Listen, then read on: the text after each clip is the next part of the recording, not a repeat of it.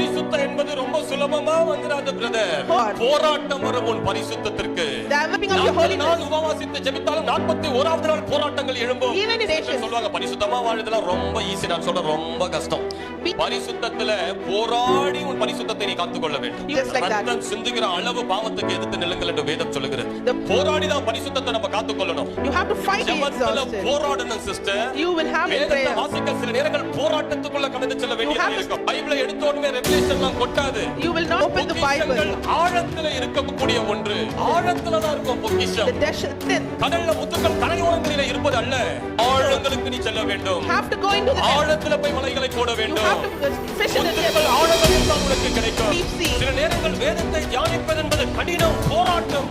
போராடித்தான் ஆழங்களுக்கு சென்ற வெளிப்பாட்டுகளை நீங்கள் கொண்டு வர வேண்டும்.